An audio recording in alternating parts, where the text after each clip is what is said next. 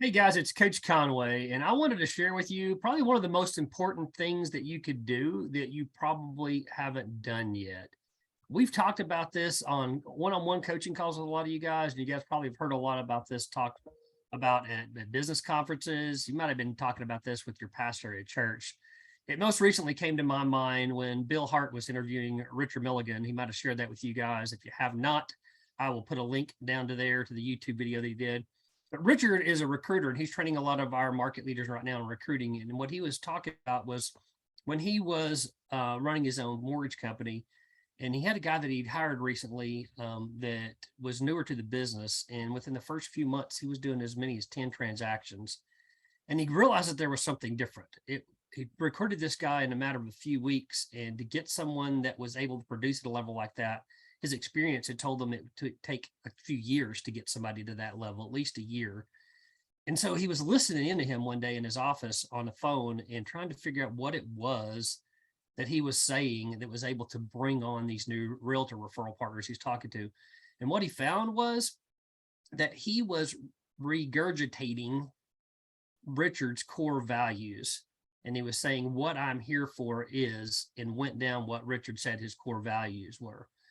And I think most of you guys right now in this digital world that we live in have lost focus. You don't have the ability to determine what of all these myriad of things that you could be doing out there has the most importance to you. There's so many different things that you could do. I learned this about coaching new loan officers, the breakthrough class we do here at Movement. There's just so much out there. There's so much noise. So how do you determine what's the right thing to do? So Gary Keller in the book, The One Thing, says it's not that we have too little time to do the things that we need to do. It's that we feel that the need to do too many things with the time that we have. So we've got a prioritization and a focus problem, not a time problem. Think back to all of the most successful people in the world that you've ever known. So in modern areas, it's like the Elon Musks or the Richard Bransons, the Bill Gates, the Steve Jobs. They didn't ever have any more time than you do. We always had 24 hours a day. They don't have any more time. They never had more time than you do. God just created 24 hours in a day, right? So what did they do different? They did something different with the time they have. So that sounds great, Wade. There's a lot of things that I've got out there that are good. How do I figure out what I really need to be doing right now? What I'm going to say is it's probably important to figure out what your core values are. In the EOS life, when you're building your team, that's the very first thing they say is to figure out what your core values are.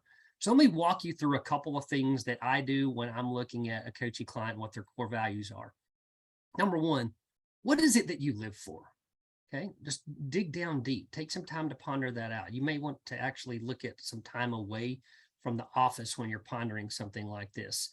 It's maybe a retreat with your spouse is a good thing to do like that. My wife and I have done those about every 5 years in our marriage. What is it that you live for? What is it you would die for? It's a really big question out there, realizing your own mortality. What is it that you would actually give your life for? What would you want to be said about you for your funeral? That was one that was been out there before. And then I threw a couple of different mixes in here. What three things would you like your children to say if you asked them what they admired most about you? And then last, what are three character traits that you want the most for your kids to develop? So those are just a couple of tips I've got out there that can help you determine your core values, because what that determines, it becomes like a filter system to filter other decisions through. Does it match up with these core values? And it can make it a lot easier for you to figure out what we need to do and what we need to focus on best in our business.